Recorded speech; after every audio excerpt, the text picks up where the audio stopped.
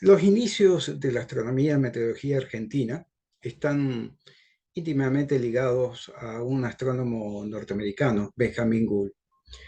En este año, que se cumple el 130 aniversario de la localidad que lleva su nombre, me permito realizar un pequeño repaso de lo actuado por Gould en la República Argentina. En el país hay antecedentes de observaciones astronómicas y meteorológicas desde la misma declaración de independencia.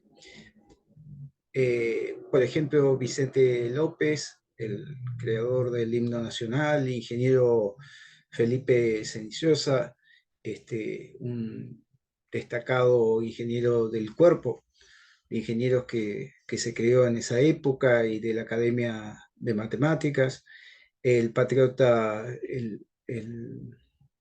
Bartolomé Muñoz, eh, realizaron diversas observaciones astronómicas y registros de datos meteorológicos, temperaturas, presión atmosférica.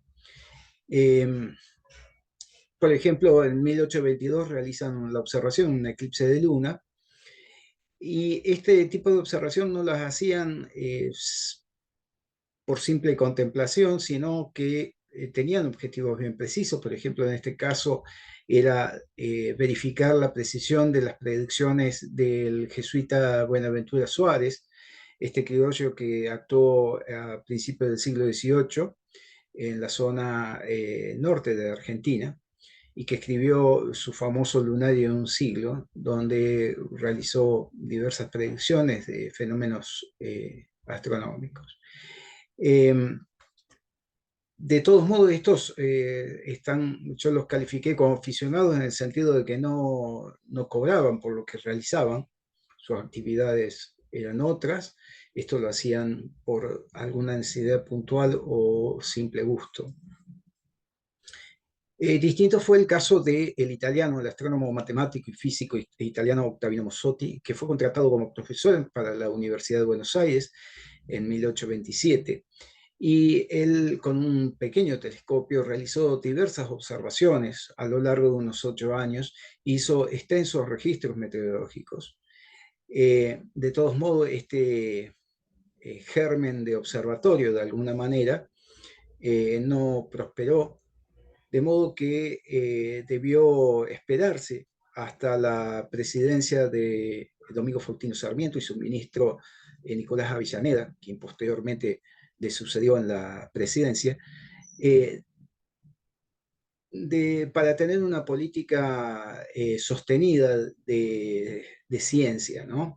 Estos políticos consideraban a las ciencias naturales, al desarrollo de las ciencias naturales, como fundamentales para el progreso del país y consideraban a la astronomía como la primera de estas, la ciencia de punta, tal como es actualmente, ¿no? Esto no ha cambiado luego de un siglo y medio.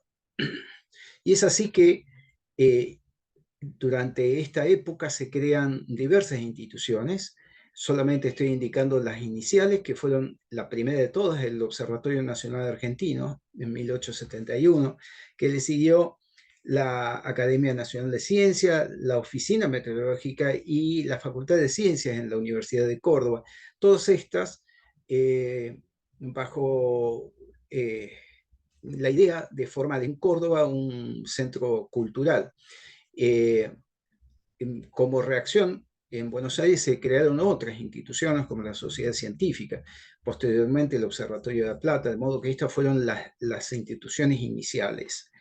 Eh, y es justamente el 24 de octubre de 1871, cuando se crea el observatorio, se funda el Observatorio Nacional Argentino, es que se inicia la profesionalización de la astronomía en la Argentina y de alguna manera institucionalización definitiva de la ciencia. Esto es, se crean instituciones que perduran en el tiempo. El caso del Observatorio Nacional Argentino hoy es el Observatorio Astronómico de Córdoba. Y esto se hizo en una época no muy favorable desde el punto de vista ni político ni económico, ya que todavía para el momento de la creación del observatorio se mantenía, eh, se estaba todavía en guerra eh, con la guerra de la Triple Alianza. Para esta institución se contrata a un astrónomo en ese momento ya reconocido, norteamericano, el doctor Benjamin Gould, como director fundador, el que organiza la institución. No cualquiera puede organizar una institución de este tipo desde cero y sin ningún antecedente en el país, ¿no? Se contrata a la vez 4 ayudantes, todos ellos de origen estadounidense, eh, que fueron los primeros empleados del nuevo observatorio, ¿no?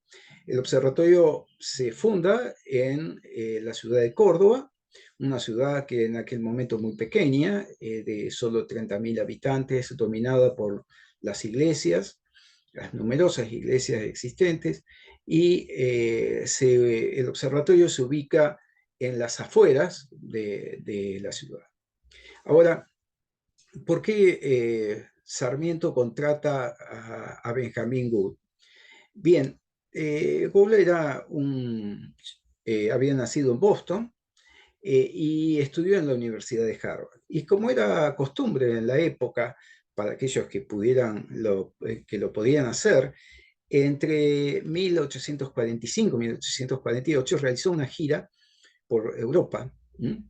Europa era el centro científico del mundo.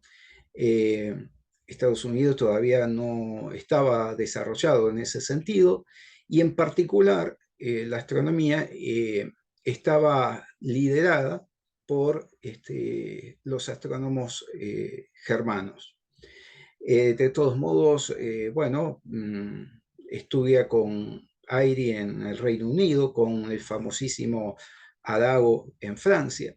Entabla amistad con el célebre Alexander Humboldt, que conocía muy bien este naturalista Sudamérica, y su maestro fue Argelander, uno de los astrónomos tal vez más destacados del siglo XIX, junto con el príncipe de las matemáticas, como le llamaban en aquel momento, Carl Gauss, ¿no? El de la campana de Gauss, este famoso matemático que aparece en la actualidad en muchísimas de sus trabajos.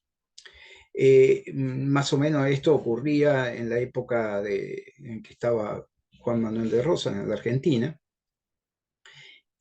Además, Gould había sido director fundador de un observatorio privado, Dudley, en la ciudad de Albany, cerca de Nueva York.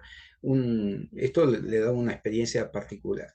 Pero no solo Gould tenía antecedentes más que sobrados en cuanto a la parte científica, sino también estaba vinculado con una familia muy poderosa en cuanto a lo económico y político en Estados Unidos, ya que se había casado con Mary Quincy Adams.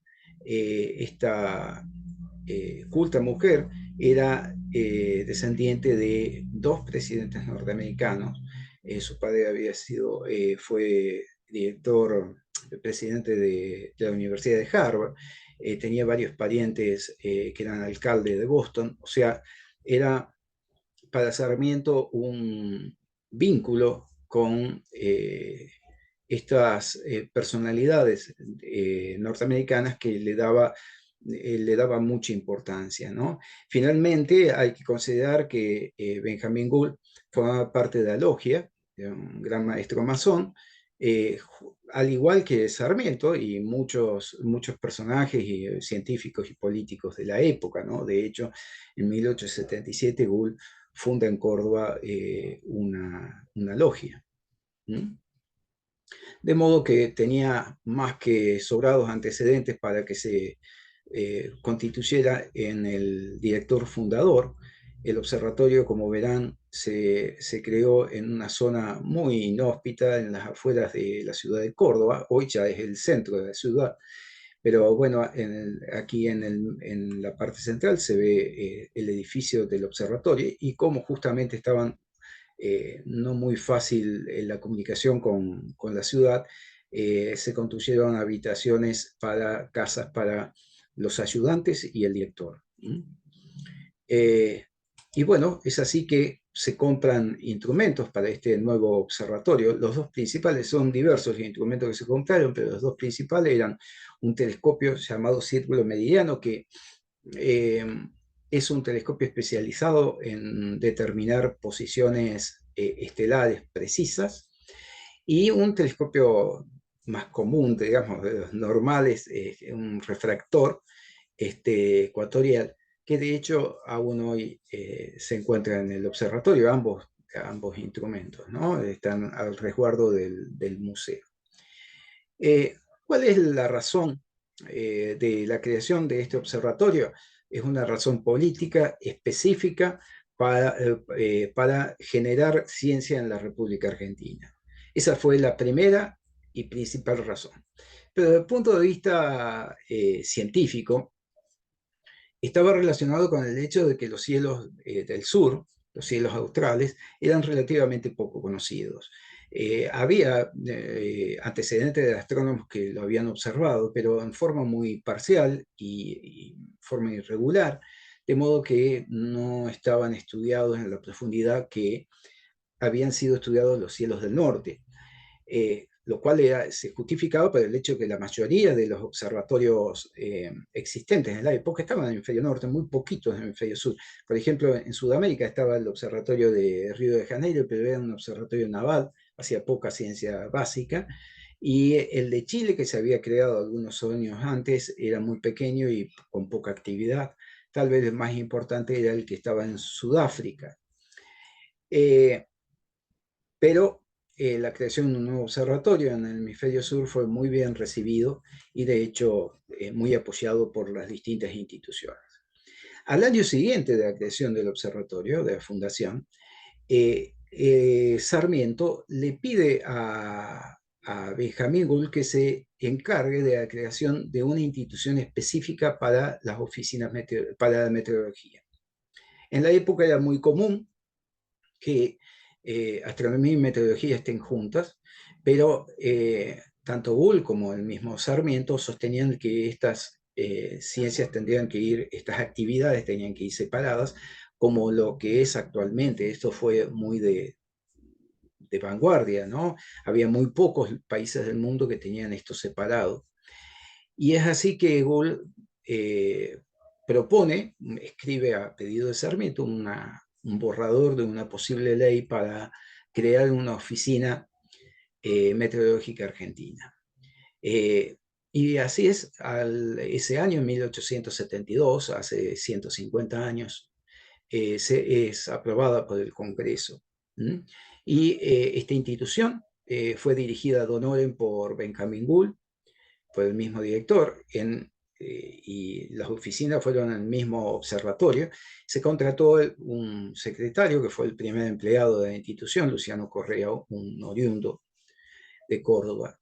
Y en la oficina, estos dos personas a lo largo de los primeros años realizaron toda la organización de la oficina, se publicaron instrucciones, se compraron los instrumentos, se realizaron sistematizaciones y publicaciones de los resultados, aquello que había obtenido los primeros aficionados y Mossotti.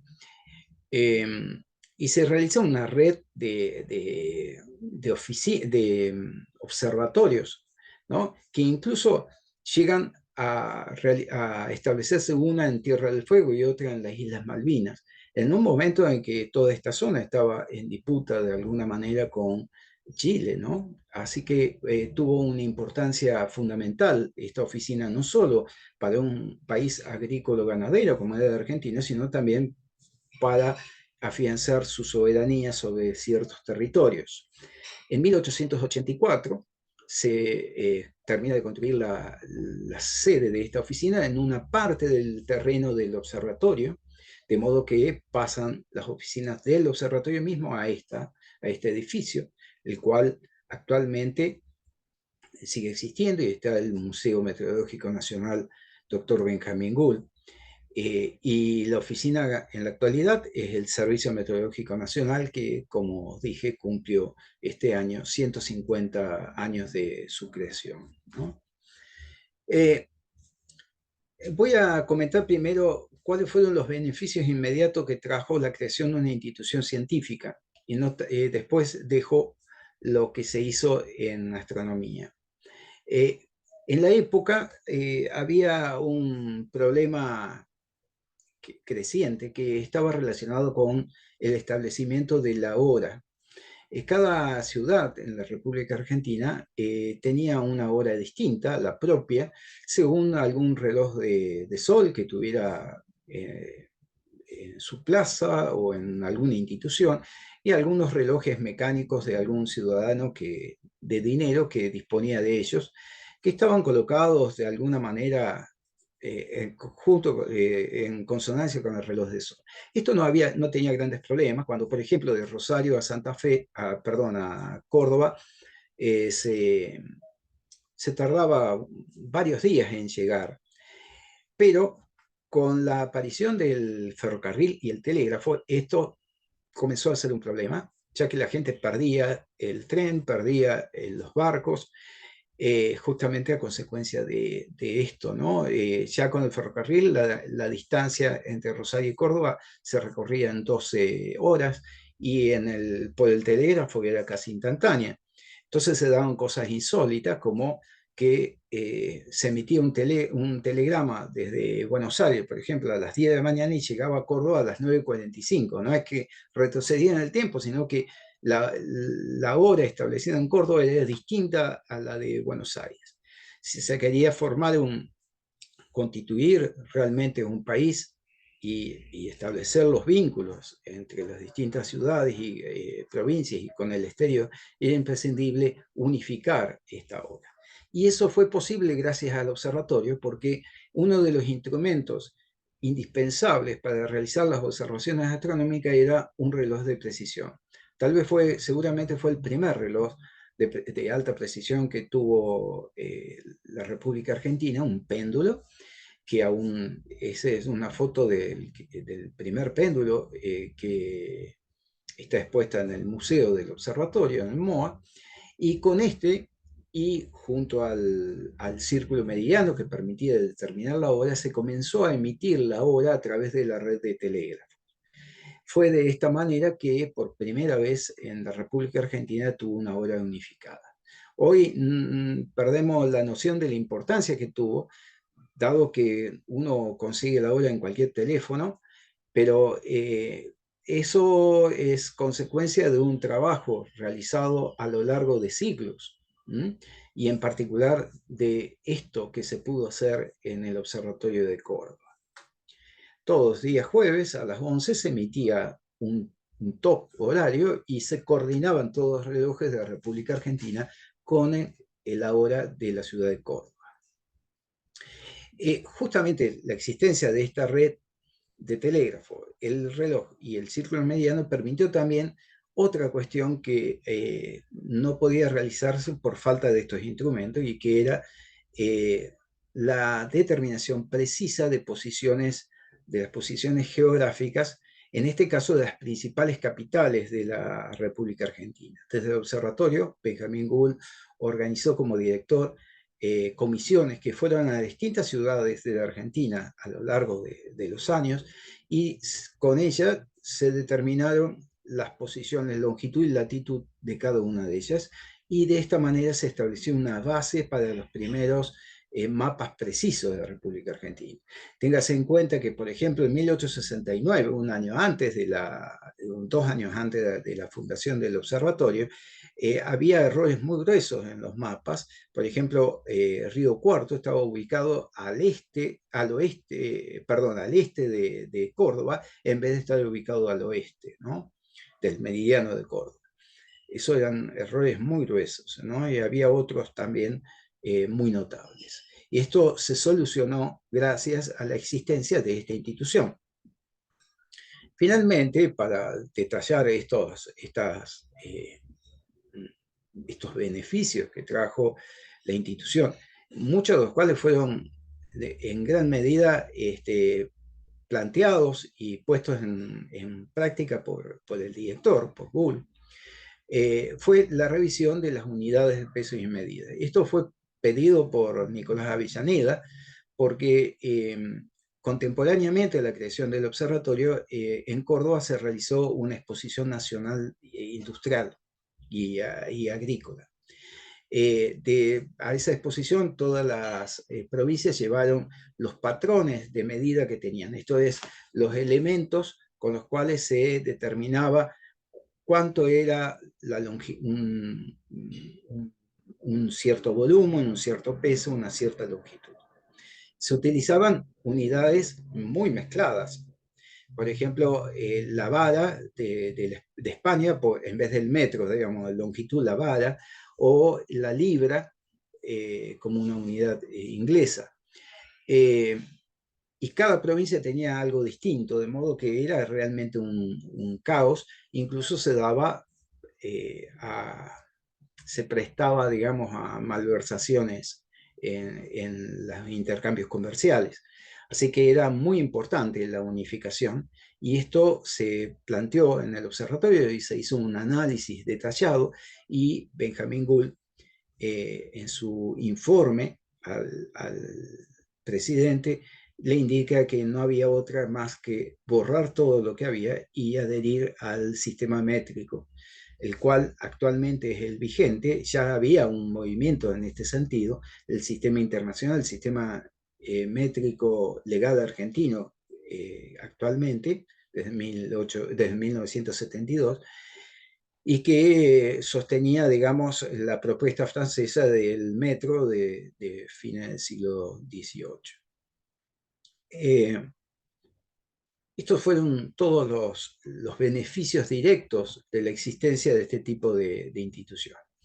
En cuanto a la parte astronómica, en la época, como comenté, había un conocimiento del cielo, pero muy rudimentario. Este es uno de los típicos atlas celestes de la época, donde más que científicos parecían artísticos, ¿no? Cada constelación tenía sus dibujos, muy lindos por cierto, pero desde el punto de vista de científicos, ya para el siglo XIX eran muy rudimentarios. De modo que lo primero que se encara, que propone Google realizar, es la realización de la uranometría argentina. La uranometría argentina es un atlas de todo el cielo visto desde Córdoba a lo largo del año a simple vista. Algo muy simple. A lo largo de ese tiempo se podía detectar en ese momento que no había polución luminosa 7.755 estrellas, cada una de las cuales fue registrada su posición con precisión, además de su brillo, y registrado en un catálogo y en un atlas dibujado, coherente con lo que había hecho su maestro, el maestro de Gould, Argelander, en el norte. De esta manera se tenía por primera vez en la historia una visión de todo el cielo en forma uniforme. Esto era de gran beneficio para la ciencia. Y además era muy útil para la navegación, ¿no? Recordemos que en la época la navegación de alta mar estaba basada en observaciones astronómicas para determinar posiciones. Eh, el dibujo de los mapas fue muy preciso. Acá hay una comparación de una parte de un mapa con una fotografía de la zona de la Cruz del Sur, donde se ve realmente que el dibujo es casi fotográfico, ¿no? En la época de la fotografía todavía era muy incipiente, ¿no? Para fotografía de este tipo no se podía realizar, así que había que dibujarlo. Y fue tan bueno lo realizado que en casi seis décadas más tarde, la recién creada Unión Internacional de Astronomía utilizó los criterios y lo hecho en la uranometría argentina para definir las 88 constelaciones que hoy día están vigentes, ¿no? De modo que realmente esto muestra por qué inmediatamente una uranometría argentina, la primera obra astronómica de la República, fue tan bien recibida y valorada, ¿no? Además se descubrieron muchísimas cosas, ¿no? Muchísimas estrellas que varían de brillo, estrellas dobles, distintos objetos, pero el más importante de todo, el más resonante, es un conjunto estelar formado por muchas estrellas muy brillantes, que aún hoy es muy estudiado, que es llamado hoy cinturón de Gould, justamente porque debería ser cinturón de la uranometría argentina, pero se identificó con el autor. Por supuesto, con el instrumento, con el círculo mediano, se realizaron más de 1 millón de observaciones. Todas estas se constituyeron en distintos catálogos, ¿no? Con el catálogo general argentino, el catálogo de zonas estelares. Estas eran catálogos de posiciones de estrellas, posiciones precisas de las estrellas. Ahora, ¿cuál era el objetivo de todos estos trabajos? Bueno, esto formaba parte de una tarea conjunta que se realizaba con otros observatorios del mundo que perseguían entender cómo era nuestro entorno estelar. Esto de lo que conocemos hoy, de que vivimos en un conjunto de estrellas que tiene una forma de disco, más o menos achatado, con un bulbo central, y las estrellas distribuidas en brazos como si fueran en forma espiral, y que estamos ubicados aproximadamente en la periferia de este disco. Esto que llamamos galaxia de Vía Láctea esta idea que tenemos es producto de estos trabajos realizados durante el siglo XIX y principios del siglo XX. Se hicieron otras cosas, por supuesto. Por ejemplo, se realizó la primera investigación utilizando la fotografía. En la época era muy incipiente y el primer trabajo astronómico de la historia, no del observatorio en Argentina, sino de todo el mundo, fueron 1.400 fotografías obtenidas a lo largo de 10 años, que se constituyeron las llamadas fotografías cordobesas.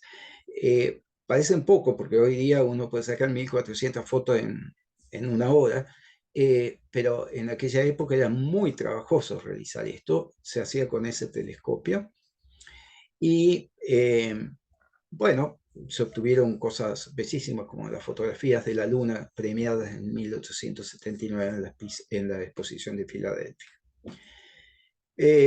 También se realizaron observaciones casuales de cometas. En realidad se descubrieron varios cometas, en 1880, en el 81, en el 82, en el 87, porque en realidad no se los buscaba, pero la observación era tal, la cantidad de observaciones es tan permanente que esto era casi una consecuencia de eso, ¿no? También se realizaron observaciones de asteroides, estos objetos pequeños que están ubicados entre la órbita de Marte y Júpiter, con un objetivo que era determinar la distancia a través de estas observaciones, ¿no? La distancia Tierra-Sol, Sol-Tierra, que se llama unidad astronómica, que es fundamental, fue fundamental y es actualmente fundamental porque es como la unidad a partir de la cual se determinan las dimensiones de todo el universo. Esto se iniciaron trabajos a principio en el siglo XVIII, en más, y los últimos que definieron bien este trabajo fueron más o menos en la década de 1930. Todo el Observatorio de Córdoba participó a partir de ese momento en todos estos trabajos. Benjamín Gould permanece en la Argentina por casi 15 años. Él venía a Córdoba por solo 3 años, pero finalmente estuvo todo ese tiempo. Él llegó con su familia, su esposa y sus 5 hijos, pero el éxito que tuvo en la parte astronómica y científica no lo tuvo en lo personal, pues en este interín, en 1874, pierde a sus 2 hijas mayores en un accidente, mueren ahogadas en el río Suquía, en un día que estaban como de vacaciones, digamos, ¿no? Y posteriormente, en el 83, fallece su esposa y sus hijos sobrevivientes, sus 3 hijos sobrevivientes, finalmente son llevados a Estados Unidos para que los cuiden sus abuelos. Mientras tanto, Gould finalizaba sus trabajos aquí para regresar a su patria. Efectivamente, en 1885 renuncia y queda a cargo del observatorio uno de sus discípulos, uno de los primeros ayudantes que vinieron en 1870, John Huang Tong. Realmente, dado que es un inmigrante, Tong queda en Córdoba, incluso fallece aquí, y por eso es justo llamarlo como el primer astrónomo profesional argentino, ¿no? Eh, de todo modo, Gould permanece vinculado al Observatorio de Córdoba, sigue trabajando con las fotografías cordobesas, pero no había podido terminar los trabajos aquí. De hecho, el observatorio, el gobierno nacional, a través del observatorio, paga un empleado en Estados Unidos para que le ayude en este trabajo, ya que era un trabajo del observatorio. Lamentablemente, por un accidente, Benjamin Gould fallece en 1896, se cae de una escalera y ya con una edad bastante avanzada, de modo que no ve publicado el trabajo, que ya lo tenía ya casi listo, ya que Fotografías Cordobesas, los resultados del Observatorio Nacional Argentino número 20, aparece publicado al año siguiente, ¿no? Y desde aquel entonces, la astronomía en la República Argentina avanza, son muchísimas las instituciones vinculadas a la astronomía, tanto profesionales como de divulgación y de aficionados. Es una larga tradición que se inició en aquel momento y aún hoy los resultados, aunque uno a veces no los ve en los periódicos, son muchos y permanentes. Este, que todas estas instituciones eh, eh, generan a lo largo del tiempo. Y es así que fue, me pareció justo, en estos 130 años de la fundación de la localidad de Benjamín Gould, poder recordar a este científico, Benjamín Gould, eh, notable para el desarrollo de la ciencia en el país. Muchísimas gracias.